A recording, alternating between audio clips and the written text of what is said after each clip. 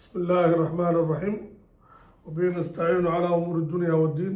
والصلاة والسلام على رسول الله صلى الله عليه وسلم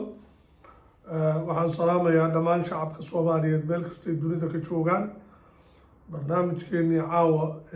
siyaasadda geeska Afrika barnaamijkeena caawa wuxuu ka kooban yahay dhowr qodob oo ay ugu muhiimsan yihiin xaaladaha hadda lagu jiro ee Soomaaliya waxaan halkan horta ka salaamayaa dhammaan shacabka Soomaaliyeed meel kasta dunida ka joogaan waxaanan barnaamijkayga caawa xoogay araar uga dhigayaa dad badan baa isoo weydiiyey aniga oo Soomaaliya guud ahaan u ololeyn jiray mar walba haddana u ololeeya midnimada ummadda Soomaaliyeed inaan maamulka qaatumo ka soo horjeestay taas way iska caddahay waxa weeye dowladda Soomaaliya laguma heshiinin federaalka in reerana magaalo kasta maamul goboleed loo sameeyo oo hal magaalo ama laba magaalo reer degan gobolka degan in maamul goboleed ay kala gareeyaan dadka koonfurta Soomaaliya ku nool ee qowmiyadda direeda anigu aan matalayo ee Puntland ku nool ee badda oo dhan degan ee bari deganna in maamul goboleedyadii laga hor istaago dee ma soconayso haddii ra'iisul wasaaruhu isku dayay in uu reerkiisa maamul goboleed saddexaad u aqoonsado wuxuu waayayaa Jubba iyo shabeellada hoose oo ay waayi doonaan koonfur galbeed waxay iyaguna waayi doonaan gobol kasta ummadaha degan maamul goboleedyo ay ku dhawaaqi doonaan taas waxay khasaaro u tahay maamulada hadda jira iyo ummadda Soomaaliyeed oo sii kala qaybsamaysa marka sababta ugu weyn ee anigu aan qaatumo uga soo horjeestay aqoonsigeeda taasay ahayd ta labaad dowladdii intaasoo dhan aan la dagaalamaynay saddexda sannadood mucaaradka ku ahayd ee aan isku haysanay wax walba dowladnimada ku saabsan oo dalkiiba hal nin ka dhigtay inay magaalada Laascaanood ugu yeedhaan oo ay soo dhaweystaan oo isdhaahdaan ka saxiixda maaragtay aqoonsi ka saxiixda oo ku daraysta sanadka ugu dambeeya kama yeelayno sababtoo haddaad ninkaan ishayno haddaad la safato dee adigana waa ishaynaa wey taas waay anigu aan Somaliland ugu taageeray inaan la kala goynin Somaliland ay ahaato hal gobol inta kale Soomaaliyana shanta gobol ay tahay loo daayo oo aan ummadda fowdo cusub loo samayn haddiise ay dhacdo in ay ku adkaystaan magaalada Laascaanood iyo barigeeda inay maamul goboleed noqdo shabeellada hoose waxaan kaga dhawaaqaynaa dowlad goboleed iyo maalmadax ka yahay waamo waxaan kaga dhawaaqaynaa dowlad goboleed warday ay madax ka yihiin waqooyi barina waxaan kaga dhawaaqaynaa dowlad goboleed ay surre madax ka yihiin saddexdaa maamul goboleed baa noo diyaarsan soo federaalka waa in dib loogu noqdaa macquul ma noqonayso annagoo saddex maamul goboleed yeelan karna in aanu siyaasadda Soomaaliya bannaan ka fadhino taas macquul ma noqonayso waana sababta shabaab looga adkaan layahay dadkii la dulmay oo dhan baa shabaab hoos galay dowlad goboleed shabaab madax ka yahay bay la joogaan hadda intaa meel ha lagu qorto haddaan barnaamijkeena caawa ku bilaabo xaaladda dalka Soomaaliya ku sugan tahay waa xaalad cakiran waddanka oo dhan dagaalaa ka socda Somaliland qaatumo iyo Somaliland baa isdagaalaya Puntland waxaa dagaalamaya dowladdii maamulkaas ee Maxamuud Saleemaan madaxda ka ahaa ee beesha harti keliya ay isku koobtay iyo Daacish ama shabaab iyaguna iska dheh oo weji kala leh galmudug sidoo kale maamulkii galmudug iyo shabaab oo ishaya Hirshabeelle boqolkiiba 80 iminka shabaab ay gacanta ugu jirtaa gobolkii Banaadir waa ka warhaynaa oo labada koonaba waa ka fadhiyaan shabeellada hoose iyo jubbada hoose iyo jubbada dhexe iyo Gado iyo Bay iyo Bakool Baydhabo iyo Kismaayo ka badqaba iyo marka xaaladda dalka markaan qiimeynay siduu ku sugan yahay siyaasad xumada dowladda federaalka ee Soomaaliya ay iyada oo koonfurtiiba gacanteedii ka baxday oo aadan yabaal iyo meel kasta gacanteedii ka baxday ay maanta ku raadinayso inay somalilan qas ku samayso oo ay ku keento maamul goboleed kale oo la isku haysto inuu dhammaystiran yahay in kale in sharciga la jabiyo waxay dhali doontaa in 100 maamul goboleed oo kale ay soo baxaan oo qabiil walba magaaladu dego maamul goboleedka ka dhawaaqo xaalka guud ee Soomaaliya markaan fiirinay kama fursanayso madaxweynaha Soomaaliya laba qodob kaliya u banaan wax saddexaad oo kale u banaan ma jiro in uu ra'iisul baarlamaanka waa la ridayaa waxaa ridaya baarlamaanka federaalka Soomaaliya mucaarad iyo muxaafid waxay ka siman yihiin in la rido aadan madoobe inuu horta ra'iisul baarlamaanka qayb ka qaado bedelistiisa xukuumadana uu kala diro uu soo dhiso ra'iisul wasaare cusub taageerana baarlamaanka si ay baarlamaan cusub gudoomiye baarlamaan iyo laba gudoomiye ku-xigeen oo cusub ay usoo doortaan taas waa siyaasadda kaliya xasan sheekh u bannaan hadda dagaalkii al-shabaab uu ku daraystay federaalkii wuu fashiliyey siyaasaddii dalka amnigii iyo ciidamadii qaranka iyo wixii oo dhan way baabi'een gacantii dowladda waxaa ka baxay gobolladii dalka oo dhan oo ay ku jiraan Puntland iyo Kismaayo siyaasaddii isu keenista Soomaali heshiis ah oo dunidana la heshiis ah wuu jabiyey oo Soomaali wax heshiisa maanta ma jiraan cid ogol ma jirto wuxuu isku diray Khaatumo iyo Somaliland wuxuu isku diray Khaatumo iyo Puntland wuxuu isku diray meel kasta Kismaayo dagaal buu ka riday ra'iisul wasaare aan dadkiisii haysanin oo maanta meel uu ku noqdo haysanin kursiga Soomaaliya ma anfacayo inuu sii fadhiyo sidaa daraaddeed waxaan ku baaqayaa madaxweynaha Soomaaliya horta rajaad lahayd intii aadan laascaanood u dirin dadkan aad Khaatumo faraha la gelin hadda rajadaadii way sii gabaabsi weeye baarlamaanka Soomaaliyana badbaadi adiguna isbadbaadi taas waxay ku imanaysaa Sheekh Aadan Madoobe iyo Xamse Cabdi Barre labaduba inay baxaan oo dad cusub sanadkaas iyo 2 sano dambe lagu dari karo 3 sano isdaba qaba madaxweyne waa taladayda aniga siyaasadda markaan doorasay waxaa ii muuqatay jaaniskaas inuu weli ku bannaan yahay barnaamijka markaa xaaladda Soomaaliya iyo ummadda Soomaaliyeed ku sugan tahay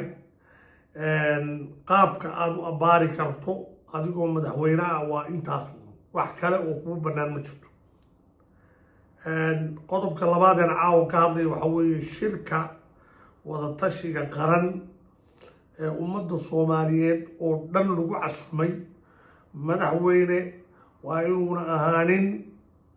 shir ku kooban 2 beelood oo maamulo samaystay shirkaasi waa inuu ahaadaa shir ururada bulshada siyaasiyiinta Soomaaliyeed ee aan xilalka haynin aqoonyahanka Soomaaliyeed cid kasta oo tala leh waddanka tala ku leh waa inay shirkaa ka soo qayb gashaan federaalka fashilmay ummadda Soomaaliyeed oo dhan ma wada matalo labada aqal ee baarlamaanka ayaa ummadda Soomaaliyeed wada matala iyo xukuumadda federaalka Soomaaliya ee cusub soo dhisi doonto maanta hadda jirta Xamse ma matalo Soomaaliya Xamse ma matalo sababtoo ah magaaladii uu ka yimi kuma noqon karo inkastoo magaaladaaba original ka soo jeedin laakiin haddana kuma noqon karo sidaa daraaddeed qas hor leh inuu waqooyi ka rido oo yidhaahdo laascaanood baan ku matalaa federaalka waa gaf weeye ummadda Soomaaliyeed oo dhan baa loo gafay sidaa daraaddeed shirka wada tashiga qaran waa inuu ahaadaa shir loo dhan yahay oo ummadda Soomaaliyeed ay u dhan tahay markaan qodobka labaad halkaa kaga baxo shirkaas waxaa lagu sheegay in uu bilaabmi doono sometime May I hope inuu May bartameeda ama aakhirkeeda noqdo waxaa jira siyaasaddan waddanka ka socota ee xilalka oo dhan labada reer lagu koobay ee dhashay in maamulada xitaa lagu tartamo oo hadda gobolkii banaadir iyo waxaa la tartansiinayaa khaatumo federaalkaasi wuu fashilmay looma dhama hanagu kalifina waa ku celinayaa mar kale hanagu kalifina wax aanan diyaar u ahayn inaan hub qaadano oo aan dowladnimada ka hor nimaano oo aan maamul goboleed hubaysan oo qasab ah aan koonfurta Soomaaliya 3 maamul ka samayno hanagu kalifina waan haysanaa awoodii dhulkiina waa haysanaa gacanteenu ku jira oo dhulkaas wiilasheedu joogaan anytime baan ciidan ka abaabula karnaa hadday noqoto Etoobiyadii idinkaydi soo taageertay ee maamulada taageertay ee Tigreegu hogaaminayeen maanta wiilasheedii baa joogay Etoobiya hubaan ka soo qaadano iyo ciidan ka soo kaxaysanaba waan helaynaa ma yeelayno federaal Soomaaliya aan heshiis lagu ahayn oo reero gaara samaysteen iyo hal magaalo nin intuu ku soo duulay ajnabi soo kaxaystay oo Tigreeg noo soo kaxaystay oo Kenyaati noo soo kaxaystay inuu yiraahdo federaal baan ku matalaa Soomaaliya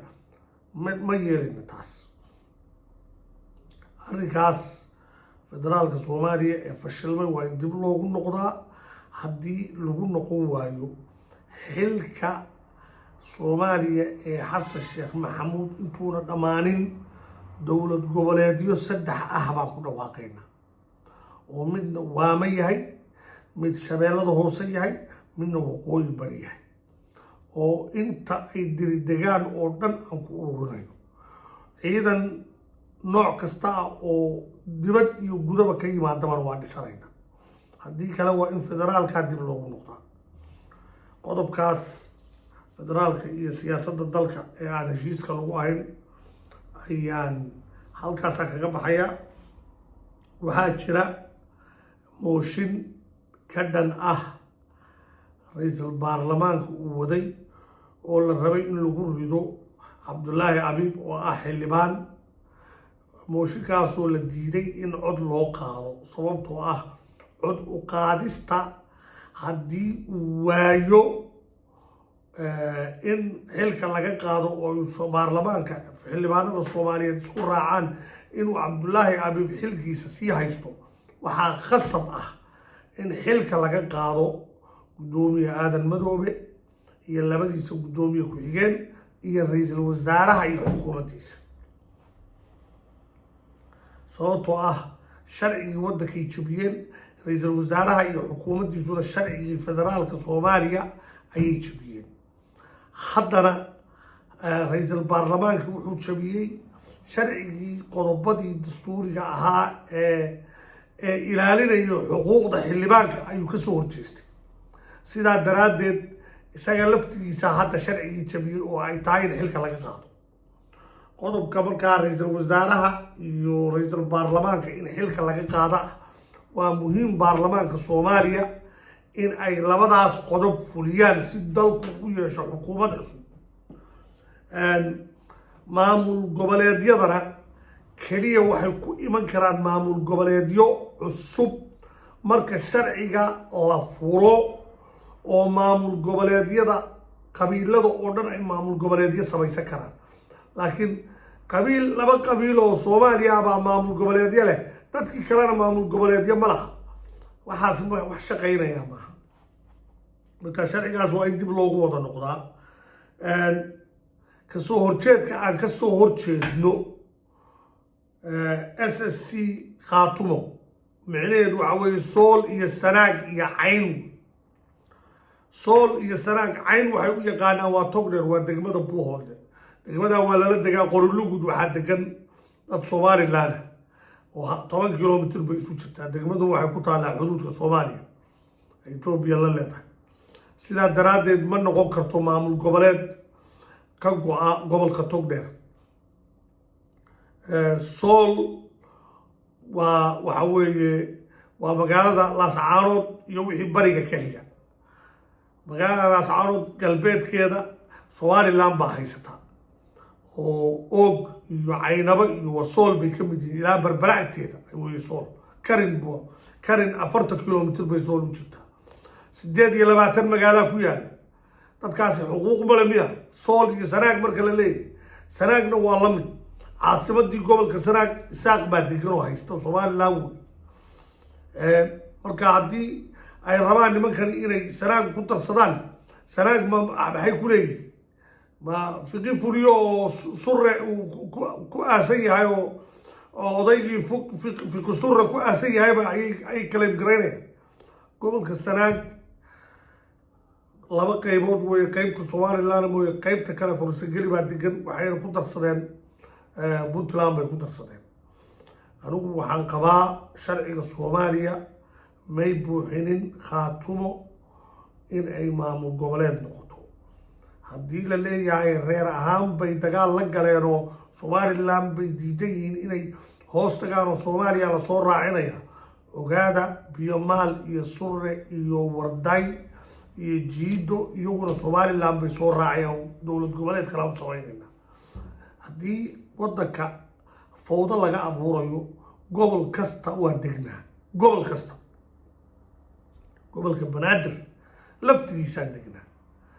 hiiraan shabeellada dhexe galmudug puntland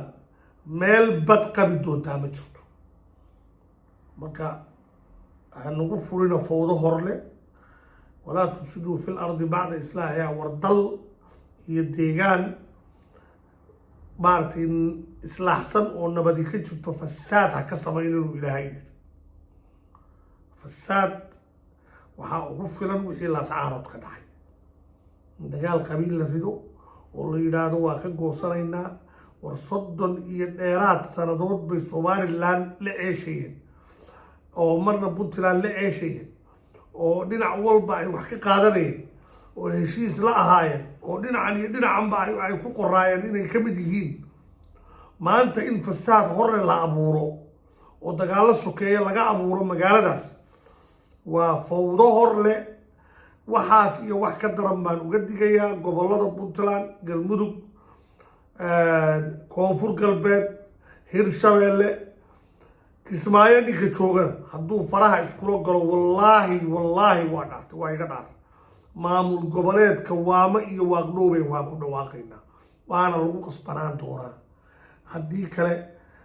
waxaan soo gelinaynaa waddanka niman tola oo awood leh oo kilika shanaad iyo kilika oromiyaba haysta oo ciidan leh baan keenaynaa haddii awood la isku dayo in loo sheegto waxaan ka digayaa markaa war hooy waxaa iman doonta xilli la raadin doono yaa soomaaliya oo dad luqado kale ay ku hadlaan ay waddanka iman doonaan fawdadaas hanagu kalifina inaan fawdadaa horboodno ma rabno dad luqado kale ku hadla in maanta ay dhulkaas soomaaliyeed kala imgareeyaan oo ay soo galaan oo yidhaahdaan dir baan nahay dirkaa dulman baanu garab taagannahay taas hanagu kalifina ha lagu noqdo wax walba kismaayo waa in madaxweyne ay ka noqdaan waamo nimanka iskale ee la yidhaahdo warday surre waa inuu madaxweyne ka noqon karaa galmudug iyo puntland sharciga waa in dib loogu wada noqdaa maamul goboleedyada oo dhan ay noqdaan qaar la wada leeyahay noqdaan federaalka soomaaliyana uu noqdaa federaal la wada leeyahay qodobka ugu dambeeya ee aan caawa kusoo gabagabaynayo waxaa weeye waxaan baaq u dirayaa 50 xildhibaan ee somaliland ka soo jeeda ee magaalada muqdisho jooga iyo 12 xildhibaan adigu 70 iyo xoogay bay total isku noqonayaan ee ka soo jeeda koonfurta soomaaliya ee qowmiyadda direed ku matala baarlamaanka soomaaliya war 4.5 baa waxaa loo qaybsaday war maxaa idinka sii ah waa maxay hurdadan maxaa la hurdaan ma waydaan hadli kara miyaa baqaysaan marka taga saa u dhantihiin marka taga annagaa idin ilaalinayna anaa ciidan idin soo diraya magaalada marka taga afkiina furta maamul goboleedyo ku dhawaaqa mar dambe yaan laydin odhanin waxaad ka tihiin callbox baa soomaaliya ka tihiin iyo barakacayaal waxaas dadkii iyagu barakacayaasha ah ee kiliga shanaad kasoo barakacay ee awooyadoodii aabbayaashood ay kasoo qaxeen maaragtay Kenya iyo kasoo qaxeen Ethiopia kasoo qaxeen baa idinka barakacayaal idinku sheegay idinkoo jamhuuriyaddii Soomaaliya dhex jooga oo gobolladii koonfureed majority ahaa jooga walaal isku xishooda dhammaan anu odayga cadka ah iyo Mahdi midna la hadmaayo labadaas waa labada lala degay 5 sano ugu dambeeyay waxay yihiin baa bartay labadaa ninna aniga ima xisaabsana ninna wadaniyad aan meel gaarsiisnayn buu aaminsan ninna waa qabyaaladiista xun oo reerkiisa kala kaxeeyey waxaan rabaa xildhibaanada kale ee dhowr iyo 70 ah waa inaa u istaagtaan xuquuqda ummadda direed ee la dulmayo Somaliland waxaa u baaqaya anigu ma jeclaysan siyaasadii Somaliland ee 30 sano la soo dhaafay Soomaaliyana waa lagu qatan yahay iyagiina meel ma aadin hase ahaatee war haddaa badheeraysaan oo rag noqonaysaan oo wax iska dhicinaysaan xildhibaanada Somaliland u fadhiya Soomaaliya casuba xildhibaanadaas wixii aan idila shaqaynayn iska bedela xildhibaano cusub oo idin dagaalama oo xamar gudaheeda ka dagaalama soo dirsada war dad noqdo inta la kala go'ayo golaha ka maqnaanina oo taageera awoodda direed ee koonfurta joogta taageera oo dowlad goboleedyada saddexda ah ee diyaarinay nala dhisa oo dhaqaalaha bixiya oo dekada barbara dhaqaalaha idinka soo gala nagu taageera anaa idinku imanaya 18 May anaa idinku imanaya magaalada Hargeysa idinku imanaya waxaan idinku codsanayaa in la garab istaago shacabka Somaliland oo dhan qurba joog iyo dal joogba waxaan leeyahay gacantiina fura in garab istaago anaga keenayna aqoonsiga raadinaysan wassalaamu calaykum waraxmatullaahi wabarakaatuh